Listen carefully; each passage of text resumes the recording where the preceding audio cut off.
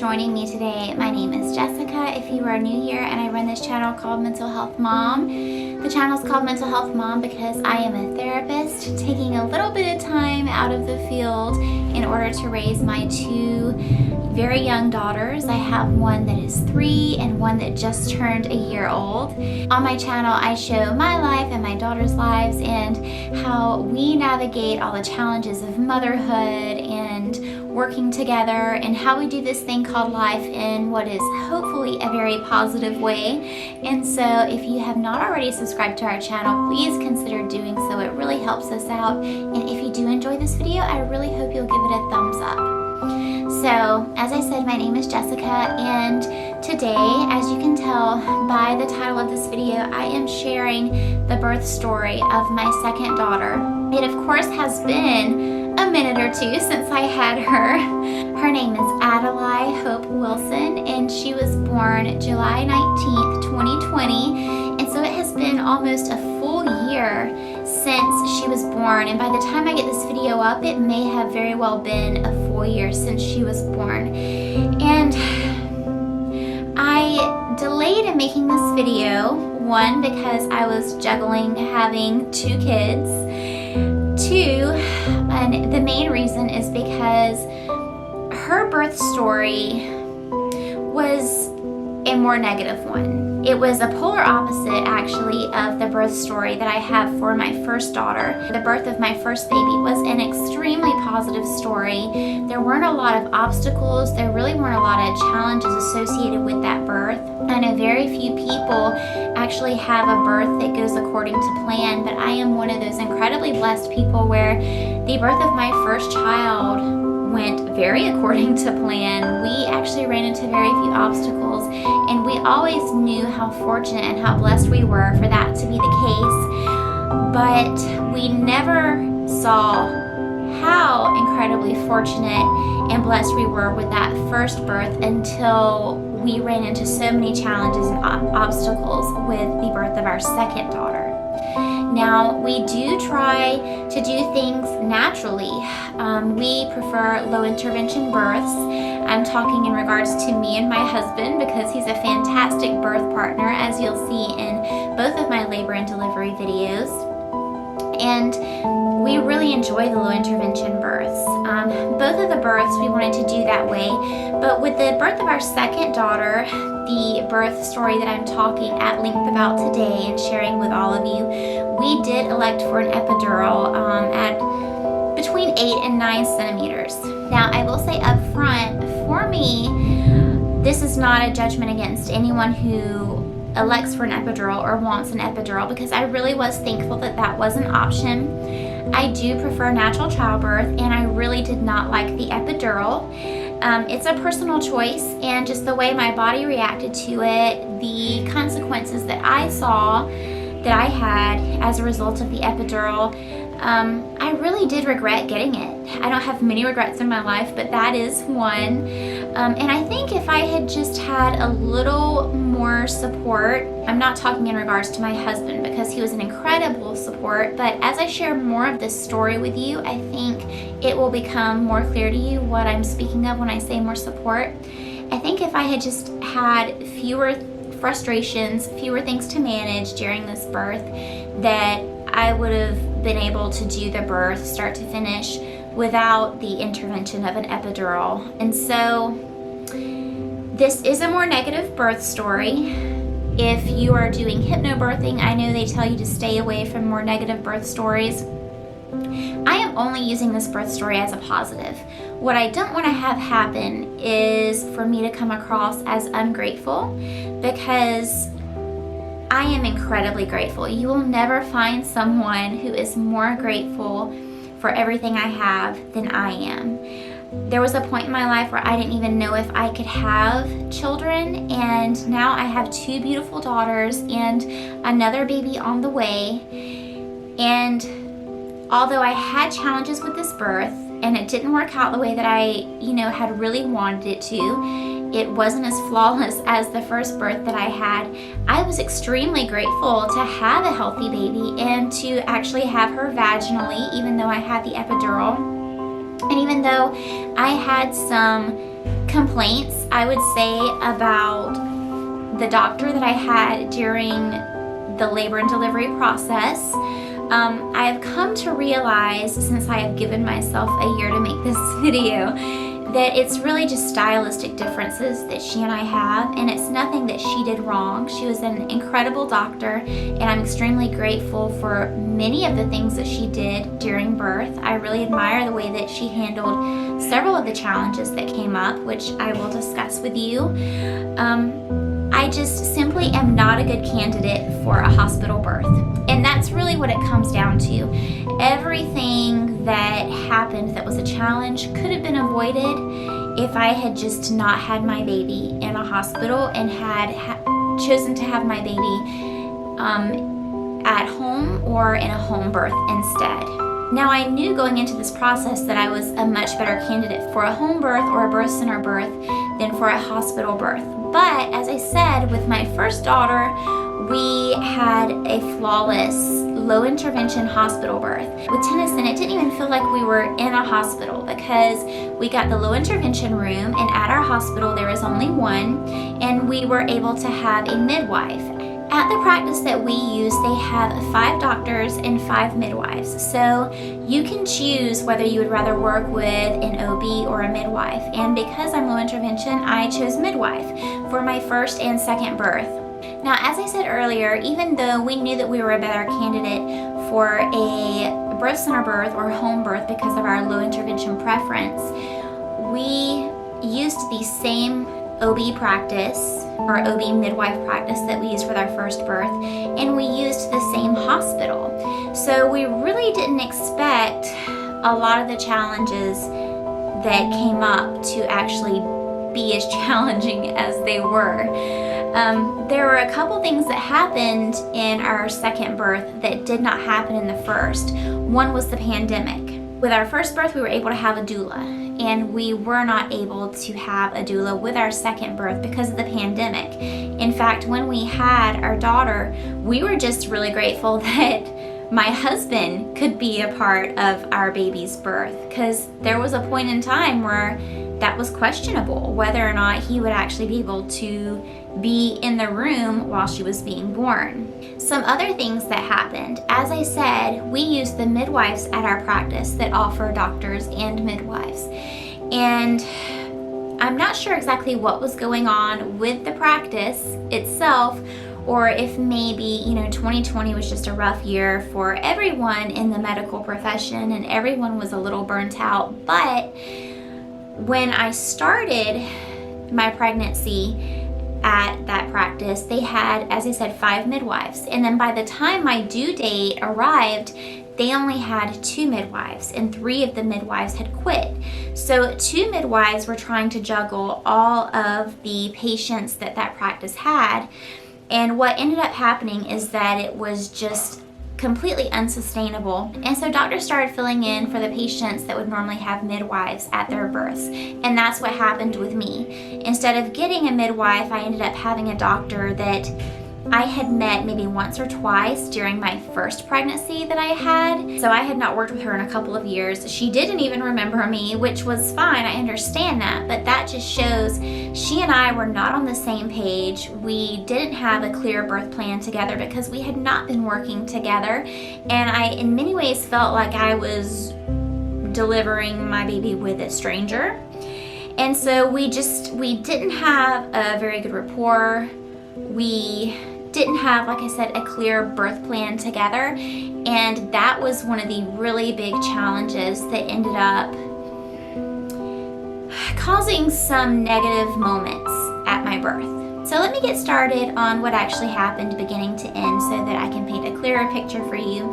And again, this is a more negative story. We had a lot of challenges with this birth, but I am sharing this story not because all of these things will happen to you. I'm sharing this story simply because I learned so much from it. And as I said, my third baby will be here in just a couple of months.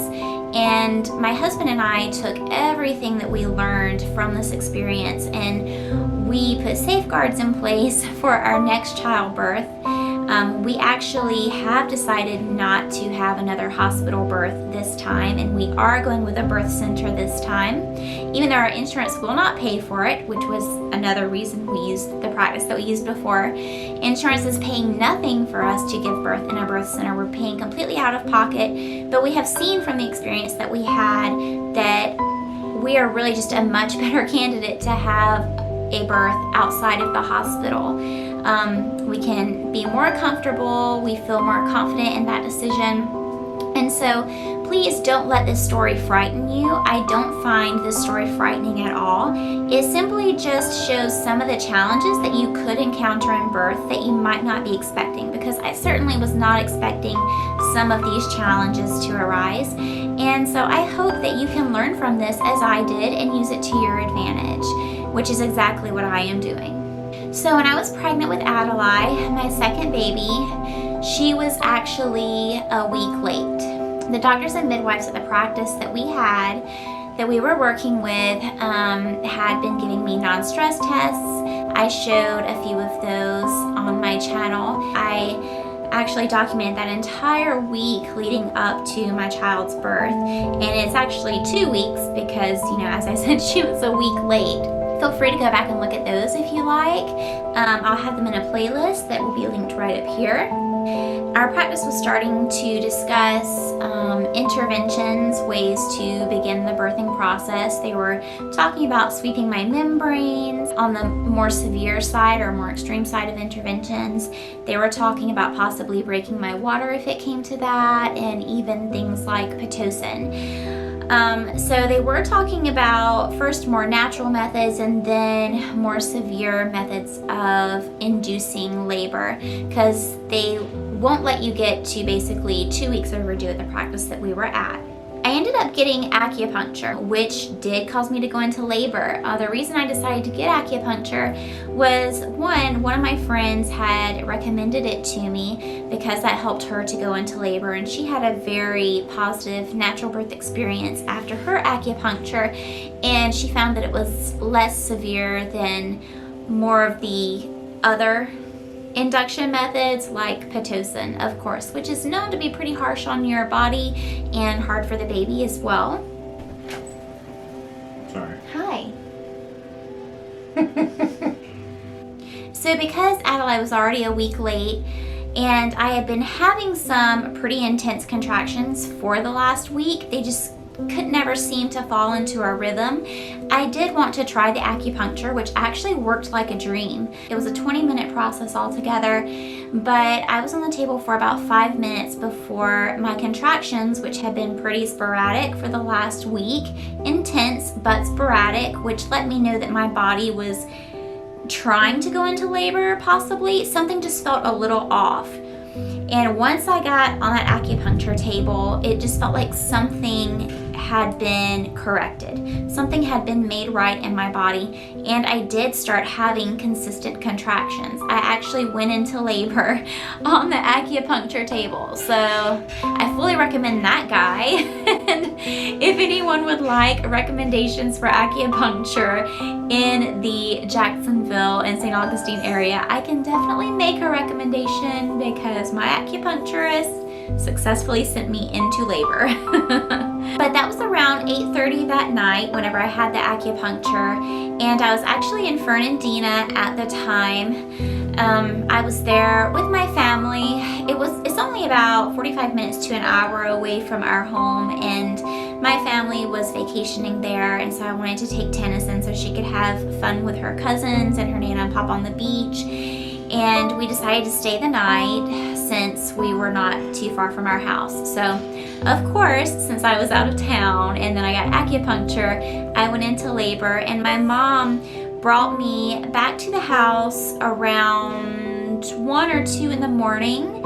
I had woken up to use the bathroom. A contraction, a really intense contraction, had woken me up while I was asleep in bed at the condo with my daughter. And I realized when I went to the bathroom that I lost my mucus plug. So I had the bloody show. It was a really significant loss of the mucus plug. So I knew that I definitely was in labor. since I had that, along with the consistent contractions as well. Of course, if you watch this vlog, you'll know that the entire way home, I was trying to get in touch with my husband, and he actually had the phone right beside him, and it was on full blast. To his credit, he did not silence it, but it did not wake him up. Chad is not answering his phone. Oh my God.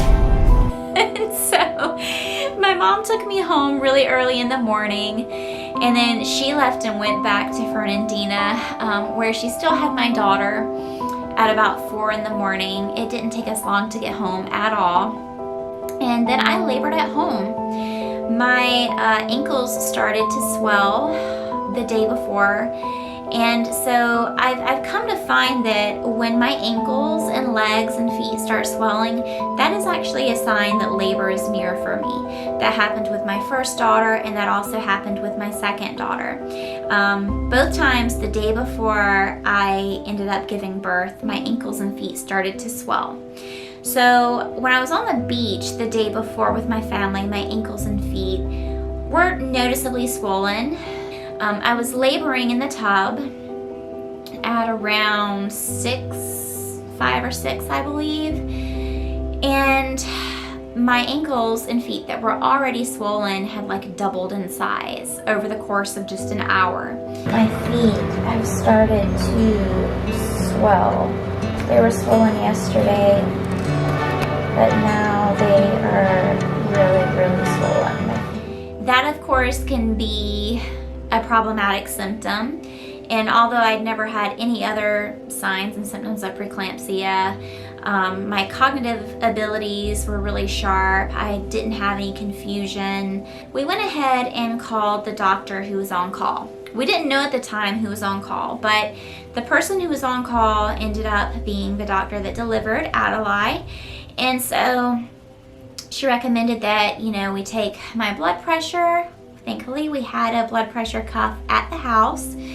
My blood pressure was perfectly fine, and so she said, you know, it's okay. That's a pretty common symptom when you're in labor. And as long as your blood pressure is fine, as long as you are tolerating the contractions okay at this point, you can either labor at home or you can come in, but just whenever you feel like it. Since it is your second pregnancy, of course, keep that in mind. It will probably go more quickly than your first did. And so, you know, labor at home if you want to, but think about making your way in if you plan on having this baby at the hospital. That actually, when you watch the video back, that's the part where some people get confused. They see my ankle swelling and they see the doctor telling me to come on in. There were some people, because we didn't just go straight to the hospital at that time, that made comments about how I was putting my baby at risk, and they actually treated me pretty harshly.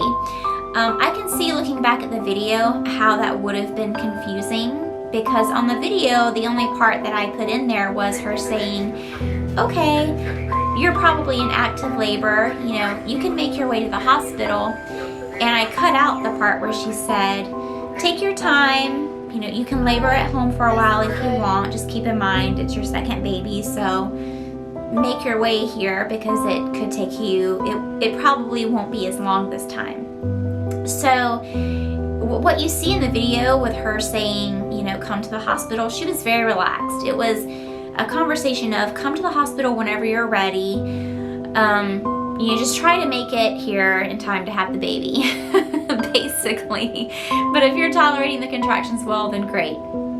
So Chad and I took our time. I got something to eat. I labored for a while longer in the tub after we had that conversation with her. I got dressed, I curled my hair. That was the part where a lot of people got offended because they said I was putting my baby at risk because I was curling my hair and the doctor had told me to go to the hospital.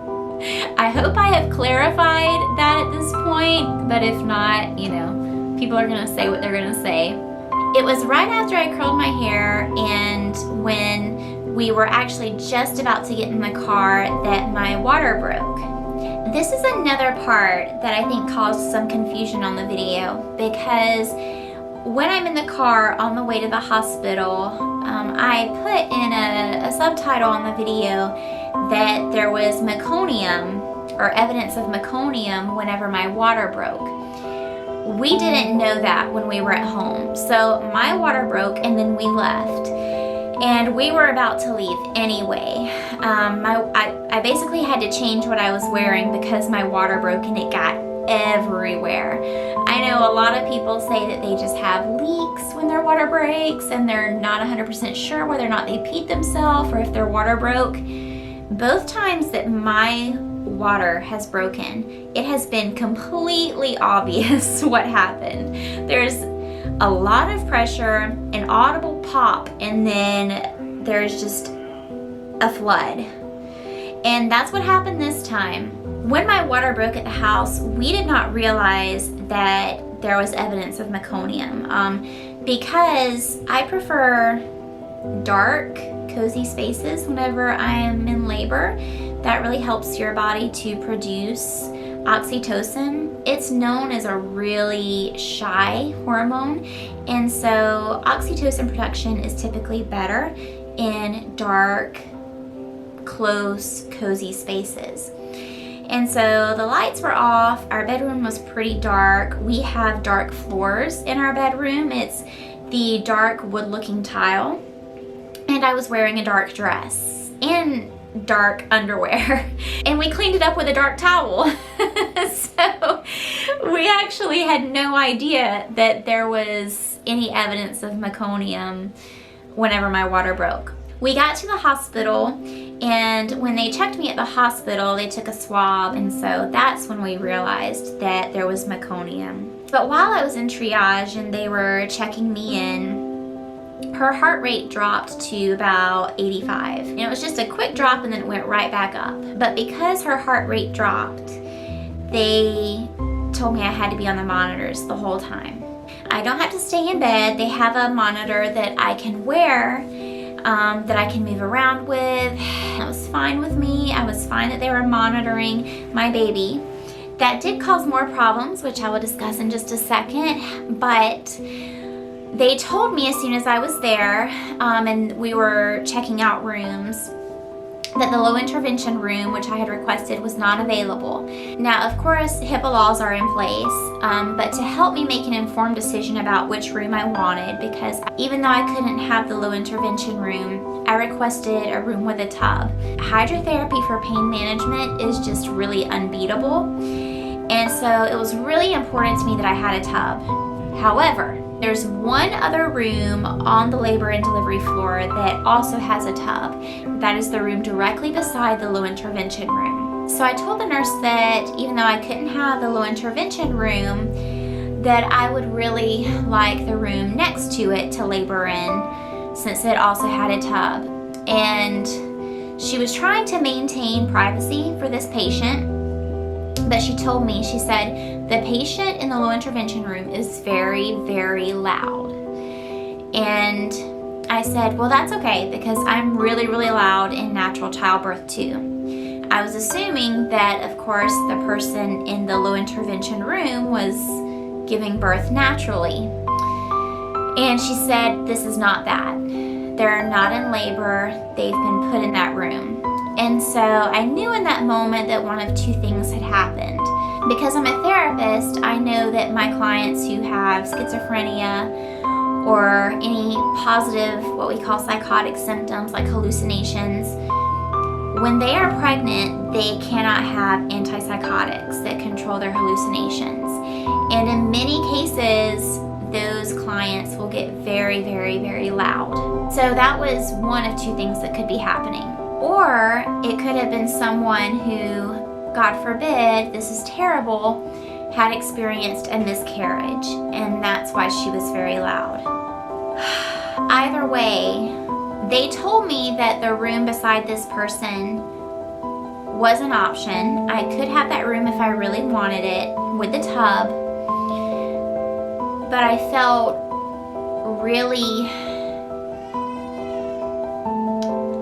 like for me, ethically and just compassionately, that was not an option. If it was the woman who was having hallucinations, then it would scare her for me to be loud and in labor. And if it was the woman who had lost a child, then it would hurt her even further to hear someone in childbirth in the room beside her. And additionally, it would be very distracting and not peaceful for me to have someone who was very loud in the room beside me.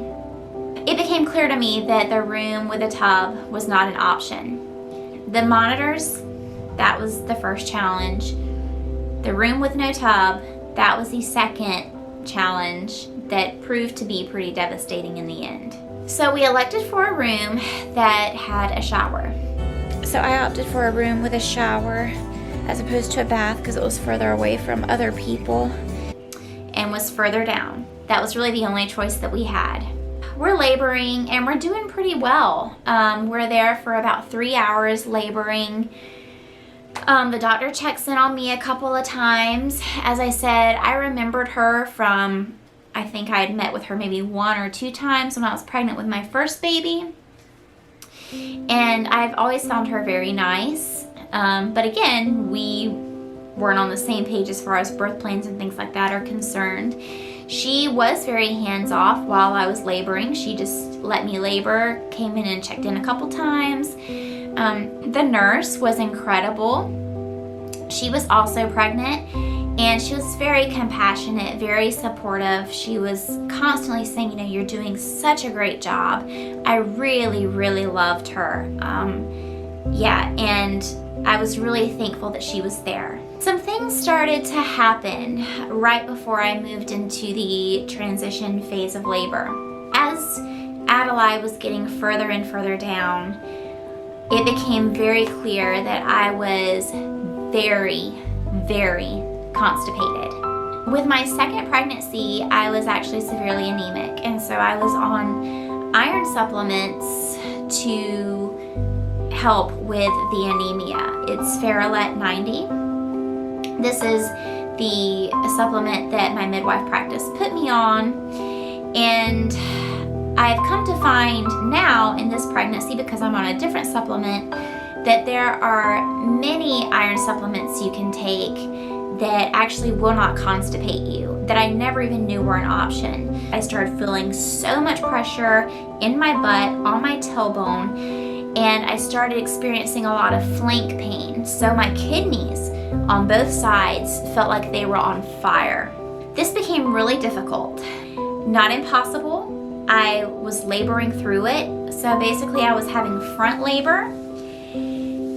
For the contractions, a contraction would come and it would rise like a wave and then it would go back down, and I was breathing through it, and I honestly don't mind the contractions. I find them very doable since they slowly raise in intensity and then go back down.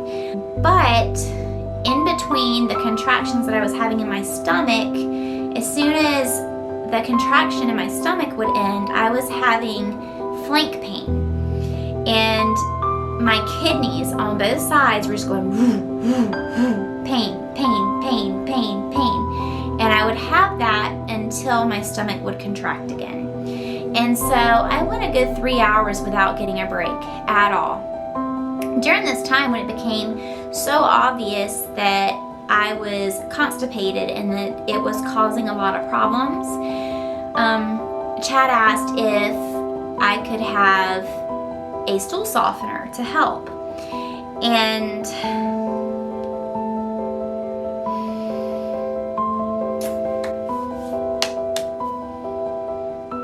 it seems like a simple request, right? You have a woman who's laboring naturally. She is constipated, is causing problems with the childbirth because your body tries to expel everything that is in it. Because if you have poop in your body or if you have any liquid in your stomach, the closer you get to childbirth, it starts expelling all those things. You start pooping this way, you start puking that way. Your body really likes to get rid of all the extra stuff when you're in labor because it makes it easier for you to have the baby. So imagine your body not being able to do what it naturally needs to do. Chad asked for a stool softener, and the nurse told him that at that hospital, they no longer give stool softeners to women who are in labor because it was really inconvenient and unsanitary for them to be pooping everywhere. I'm not a nurse, I'm not a doctor. I imagine it is inconvenient to have women that are pooping everywhere during labor. But imagine what you are doing to the woman who is in labor. I even offered to labor on the toilet. I offered to stay on the toilet, even have my baby on the toilet, and they would not give me a stool softener. They would not give me anything to help with being constipated. This is something I gladly would have handled at home if I had known, but I didn't know that I was constipated until my baby started moving down, and it's like her head came into contact with everything that I had backed up, and it just caused an immense amount of pain and pressure in my butt and flank area, and it caused so many complications. So that was the third obstacle. I try to handle things on my own. Nothing is working. I'm trying to somehow go to the bathroom while I'm in the transition phase of labor. I'm sitting on the toilet trying to go to the bathroom, really straining while I'm having contractions in my stomach, then flank pain in the back, and I'm alternating between those two things. Contraction in my stomach, pain, pain, pain, pain, pain, pain, pain in the back. Then that stops because a contraction is coming. I ride the wave of that contraction, and then pain, pain, pain in my back again. I was in the transition phase of labor, which is really, really hard physically and mentally, and I was constipated, and I had no tub. And at one point, even though I had been dealing with not having a break from the pain for about 3 to 4 hours at this point, I was like, I can still do this because I'm in transition. It means I'm very, very close to having my baby. Well, I was moving around. Even though I was severely, severely uncomfortable, I was finding ways to work through it. I was in and out of the shower, and I was moving around a lot. Well, there was one point, and I'll show this in the video, where they make me get back into the bed again because all the moving around that I'm doing is disrupting the monitor. So they ask me to not only get back in the bed, but to try and limit my movements so that they can get better readings on the monitor. I, of course, am happy to do this because I want to make sure that my daughter is okay. And her heart rate, everything, when I was in the bed and when I wasn't moving around, was fine. She was, in the, I think 140s as far as heart rate is concerned, which is very good for a baby. She had not dipped back down to the 80s anymore like she did in the very beginning. It seemed like that was just a fluke because she stayed up in the 140s. But they wanted me to stay in the bed and move around as little as possible. So the only coping mechanism that I had at that point, because I couldn't have my doula, I couldn't have the room with the tub, and I couldn't have a stool softener, my only coping mechanism that I had, which was moving around, getting as comfortable as possible, they had now taken that away from me. And I was told I had to stay as still as possible and labor in the bed. You can see actually on the video that I don't know what to do with my hands. I'm so uncomfortable in that bed. I'm like trying to feel around for a place where I can pull, because that at least would help as well, and there was nowhere that I could pull. In the beginning of the birth video, you see me, I tie a scarf around one of the handles on a cabinet and I'm pulling down on that. That is extremely, extremely helpful in labor. There was nowhere on the bed to tie my scarf. I'm just constantly looking for an area to put my hands and just get into some position that is somewhat comfortable, and I can't do it. I can't find it. even with that, you know, Chad's working really hard. He has the rolling pin out. He's trying to sort of iron out, if you will, all the flank pain that I'm experiencing. He's encouraging me verbally. He's, you know, providing some soft massages. He's working his butt off, just trying to get us through this process. And so am I. I'm still telling myself I can still do this. I still want this. This is not bigger than I am. And then I start puking. Uncontrollably puking. Cannot stop puking. Keep in mind, the puking is happening while I'm still having front labor, back labor, butt pain. Front labor, back labor, butt pain. I'm not sure how many times I puked. I know it was over 8 times.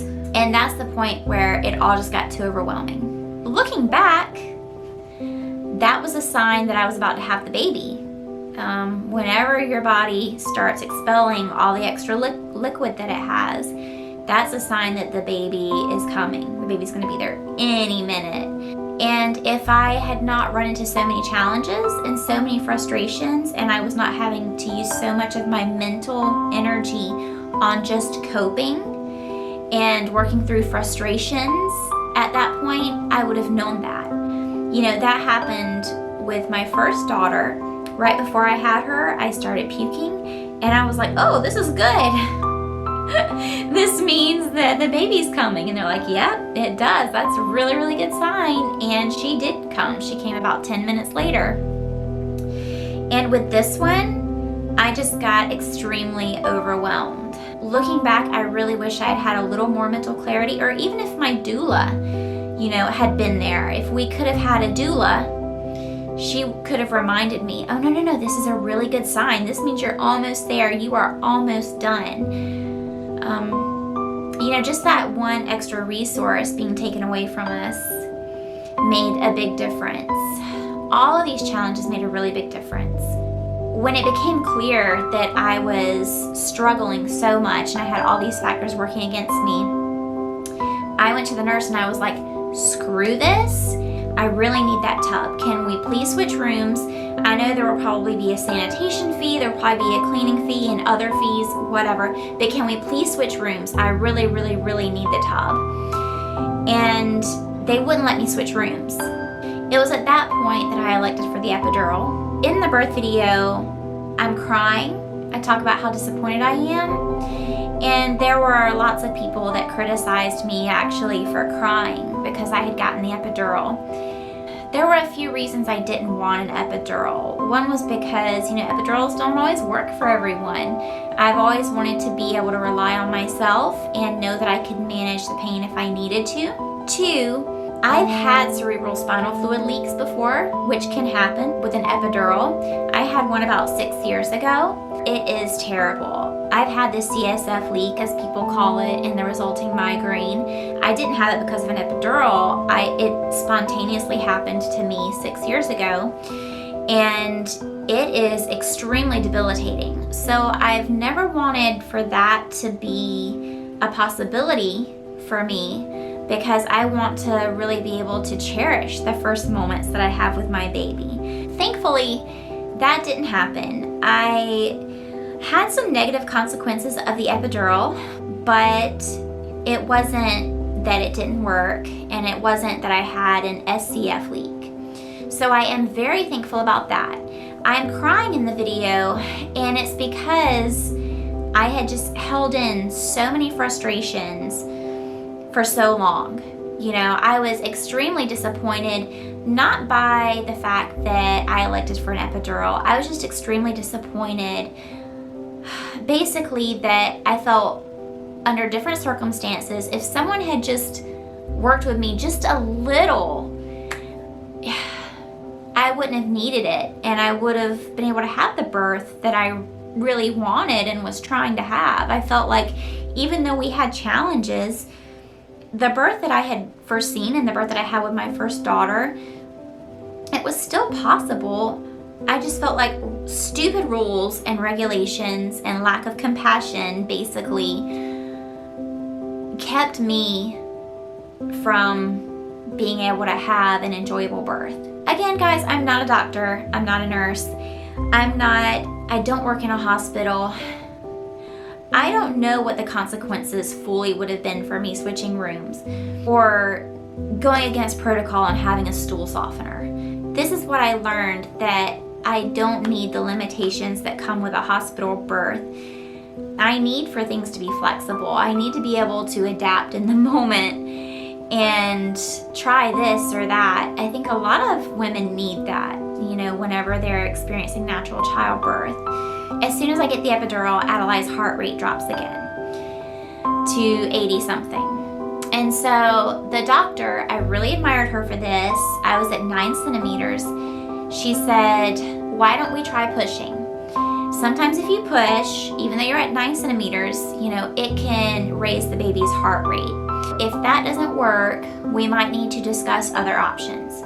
I really, really admire this about the doctor. So she never said C-section. I knew what she meant by that, but she was very compassionate and sensitive with the language that she used, which I fully appreciate. And she didn't just rush into a C-section. She could have presented that as the first option, but she didn't. She used a more low intervention style first, said, why don't we just see if the baby likes pushing? And Adelaide did. She responded very well. As soon as I started doing some practice pushes, her heart rate jumped back up to, between the 120s and 140s.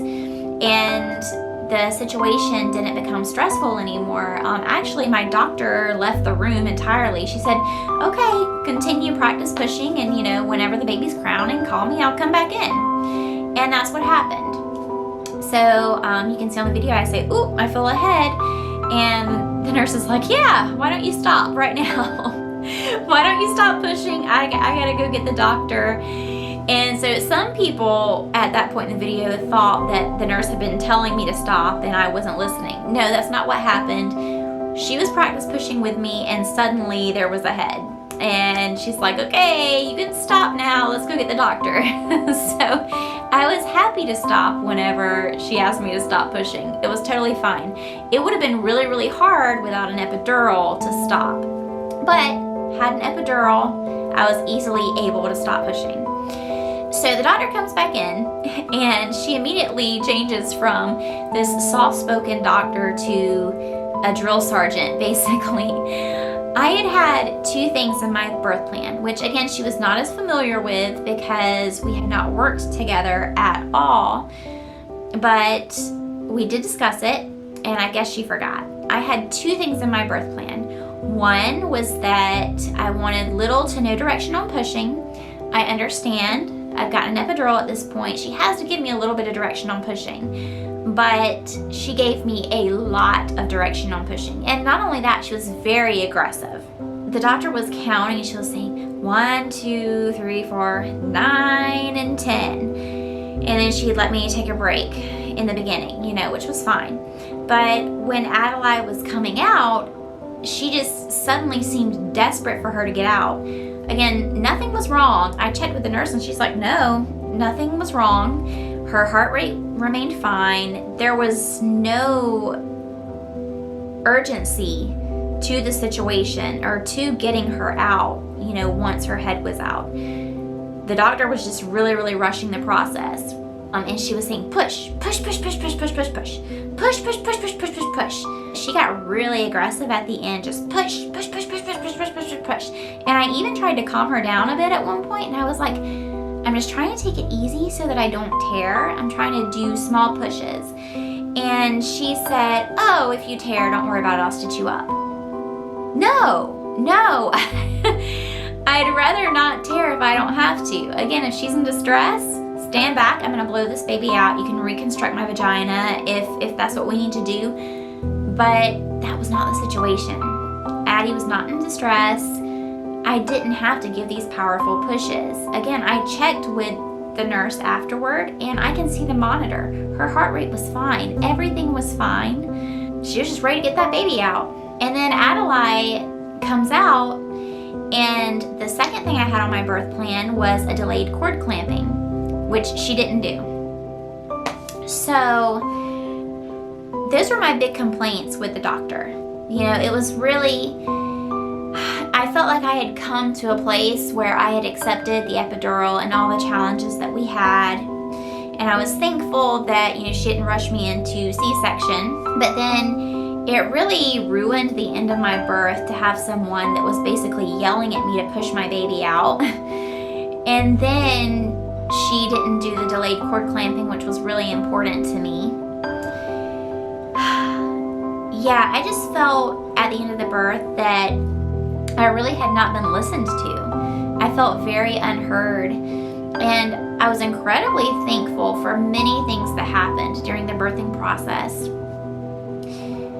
But I can have that feeling in conjunction with feeling disappointed and unheard. And a lot of women do. What I've come to find is that we just have different styles of giving birth. And that's why it's so important to have a really good rapport with the doctor or midwife you are working with in childbirth. I didn't have that with this doctor. We were kind of just thrown together. It's not her fault. It's not my fault. She had a different style than I have. She has more of a high intervention style. And I get really, really stressed out when people are basically yelling at me. This is not me resenting her. I'm past that. It's not her fault. It's not my fault. We have different styles. I have a healthy baby, and I am healthy. And I am extremely, extremely thankful for that. I've learned so much from this process, and I'm carrying that on with me to my next birth. I am nothing but grateful. I wanted to share this experience because I hope that you find it helpful. If you know in your heart that you need to have a place where you can have a tub, have a place where you can have a tub. Go ahead and put that in place. If you know that, having a doula is really important to you, because even though I had a lot of back labor, if I had had a doula, they would have had techniques that can help a lot with that back labor. Even the way that the hospital room looked for my second birth, it was sort of foreshadowing. For my first birth, I had the low intervention room, and it's made to look like a bedroom. It's really warm, dark, cozy. The second room that I had was not a low intervention room, and it looks like a hospital room, and it's very lit and white and sterile, and the bed is out in the middle. And I just remember thinking, I feel so exposed, and this room just feels so cold, and there are monitors everywhere, and I'm just here beeping, and the floors are cold, and everything about that second birth was, nothing that I wanted besides my beautiful baby girl that I had, and of course my husband, who you guys will see was incredible at both births. There are certain things that I just know now, without a shadow of a doubt, that I need when I'm in labor. And I've put those measures into place so that I don't have this experience again. Thank you again so much for watching this video. I hope that it in no way scares you.